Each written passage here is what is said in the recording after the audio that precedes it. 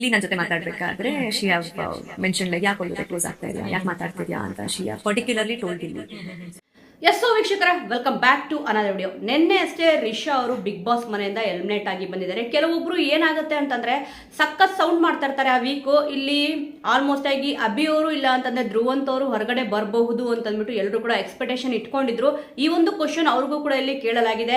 ಇಲ್ಲಿ ಯಾರ್ಯಾರು big boss ಮನೆಯಿಂದ ಎಲಿಮಿನೇಟ್ ಆಗಿ ಬರ್ತಾರೋ ಸುಮಾರು ಕ್ವಶನ್ಗಳು ಕೂಡ ಇಲ್ಲಿ ಕೇಳ್ತಾ ಇರ್ತಾರೆ. ಯಾರ್ಯಾರು ಹೆಂಗೆ ಯಾರು ಫೇಕು ಯಾರು ರಿಯಲ್ ಅಂತಂದ್ಬಿಟ್ಟು ಈ ರೀತಿಯಾಗಿ ಕ್ವಶನ್ಗಳು ಬಂದಾಗ ಮೇನ್ ಆಗಿ ರಿಷಾ ಅವ್ರಿಗೆ ಕ್ವಶನ್ ಇಲ್ಲಿ ಎದುರಾಗಿರೋದು ಏನಪ್ಪಾ ಅಂತಂದ್ರೆ, ಇಲ್ಲಿ ಬಿಗ್ ಬಾಸ್ ಮನೊಳಗಡೆ ಇರಬೇಕಾದ್ರೆ ರಿಷಾ ಅವರು ಇಲ್ಲಿ ಕಾವ್ಯದಿಂದ ಗಿಲ್ಲಿ ಅಂತ ಅಂದ್ಬಿಟ್ಟು ಒಂದು ಸ್ಟೇಟ್ಮೆಂಟ್ ಕೊಟ್ಟಿದ್ರು. ಮತ್ತೆ ಇಲ್ಲಿ ಗಿಲ್ಲಿಯಿಂದ ಕಾವ್ಯ ಅಂತ ಅಂದ್ಬಿಟ್ಟು ಇನ್ನೂ ಕೆಲವೊಬ್ರು ಇಲ್ಲಿ ಹೇಳಿದ್ರು. ಅಂದ್ರೆ ಗಿಲ್ಲಿಯಿಂದ ಕಾವ್ಯನ, ಕಾವ್ಯದಿಂದ ಗಿಲ್ಲಿನ ಅಂತ ಅಂದ್ಬಿಟ್ಟು ಕೇಳಿದ ತಕ್ಷಣ ಇಲ್ಲಿ ರಿಷಾ ಅವ್ರು ಏನ್ ಹೇಳಿದ್ದಾರೆ ಅಂತಂದ್ರೆ ಇಲ್ಲಿ ಗಿಲ್ಲಿಯಿಂದಾನೇ ಕಾವ್ಯ ಅಂತ ಇಲ್ಲಿ ಉತ್ತರನ ಕೊಟ್ಟಿದ್ದಾರೆ. ಕೆಲವೊಂದು ಸತಿ ಅವರೇ ಪರ್ಫೆಕ್ಟ್ ಆಗಿದಾರಾ ಇಲ್ವಾ ಅಂತ ಗೊತ್ತಾಗಲ್ಲ. ಯಾಕಂದ್ರೆ ಬಿಗ್ ಬಾಸ್ ಮನೊಳಗಡೆ ಇರಬೇಕಾದ್ರೆ ಆ ರೀತಿ ಮಾತಾಡಿದ್ರು, ಈಗ ಹೊರಗಡೆ ಬಂದ್ಮೇಲೆ ಈ ರೀತಿಯಾಗಿ ಇಲ್ಲಿ ಹೇಳ್ತಿದ್ರೆ.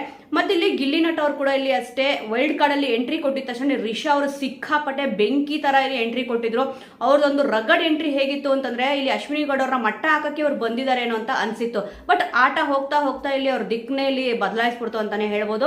ಆಟ ಅಂತ ಬಂದಾಗ ತುಂಬಾ ಚೆನ್ನಾಗಿ ಆಡಿದ್ರು. ಕಳೆದ ವಾರ ಇಲ್ಲಿ ಧ್ರುವಂತ್ ಅವ್ರನ್ನ ಮತ್ತೆ ಇಲ್ಲಿ ರಿಷಾ ಅವ್ರನ್ನ ಕಂಪೇರ್ ಮಾಡಿದ್ರೆ ರಿಷಾ ಅವರು ಬೆಟರ್ ಆಗಿ ಆಡಿದ್ರು. ಅದೇನೋ ಬ್ಯಾಡ್ ಲ್ಯಾಕ್ ಅಂತಾನೆ ಹೇಳ್ಬೋದು.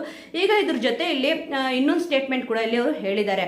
ಇಲ್ಲಿ ಗಿಲ್ಲಿಯಿಂದ ಕಾವ್ಯ ಅಂತ ಹೇಳಿದ್ರ ಜೊತೆಗೆ ಇಲ್ಲಿ ಕಾವ್ಯ ಅವರು ಗಿಲ್ಲಿಯವ್ರ ಹತ್ರ ಹೋಗ್ಬಿಟ್ಟು ಒಂದು ಮಾತು ಹೇಳಿದ್ರಂತೆ.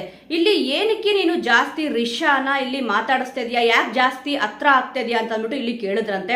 ನೋಡಿ ಯಾವ ರೀತಿ ಇರುತ್ತೆ ಅಂತ ಅಂದ್ಬಿಟ್ಟು. ಇದು ನಾನು ಹೇಳ್ತಿರೋದೇನಕ್ಕೆ ಅಂತಂದ್ರೆ ರಿಷಾ ಅವರೇ ಇಲ್ಲಿ ಹೇಳಿರೋದು. ಕಾವ್ಯ ಅವ್ರು ಹೋಗ್ಬಿಟ್ಟು ಗಿಲ್ಲಿಯವ್ರ ಹತ್ರ ಈ ರೀತಿ ಕೇಳಿದ್ರಂತೆ. ಇದು ರಿಷಾ ಅವ್ರಿಗೆ ಸಿಕ್ಕಾಪಟ್ಟೆ ಬೇಜಾರಾಯ್ತಂತೆ. ನಾವು ಬೇರೆ ಫ್ರೆಂಡ್ಶಿಪ್ ಅಲ್ಲಿ ಇದ್ದಿದ್ದು ಅಷ್ಟೇ, ಬೇರೆ ಏನು ಇಲ್ಲ ಅಂತ ಕೂಡ ಇಲ್ಲಿ ಹೇಳಿದ್ದಾರೆ. ಬೇರೆ ಏನು ಇರಲ್ಲ ಬಿಡಿ. ಆದ್ರೆ ಕಾವ್ಯ ಅವ್ರು ಯಾಕೆ ಈ ರೀತಿ ಹೇಳಿದ್ರು ಏನೋ ಗೊತ್ತಿಲ್ಲ. ಆದ್ರೆ ಗಿಲ್ಲಿಯವ್ರು ಈ ಮಾತನ್ನ ಕೇಳಿಲ್ಲ ಅಂತ ಕೂಡ ಇಲ್ಲಿ ಹೇಳಿದ್ರು. ಮತ್ತೆ ಇಲ್ಲಿ ಹಾರ್ಟ್ ಕೊಡೋ ಒಂದು ಟಾಸ್ಕ್ ಕೂಡ ಇಲ್ಲಿ ಇತ್ತು. ಇವರು ವೈಲ್ಡ್ ಕಾರ್ಡ್ ಅಲ್ಲಿ ಯಾರ್ಯಾರು ಎಂಟ್ರಿ ಆಗಿದ್ರು ಅದಾಗಿದ ತಕ್ಷಣ ಒಂದು ಟಾಸ್ಕ್ ಎಲ್ಲ ಕೊಟ್ಟರು, ಒಂದು ಚಟುವಟಿಕೆ ಅಂತ ಅಂದ್ಬಿಟ್ಟು ಹಾರ್ಟ್ ನ ಇಲ್ಲಿ ರಿಷಾ ಅವ್ರು ಬಂದ್ಬಿಟ್ಟು ಕಾಕ್ರೋಚ್ ಸುದ್ದಿ ಅವ್ರಿಗೆ ಕೊಟ್ರು.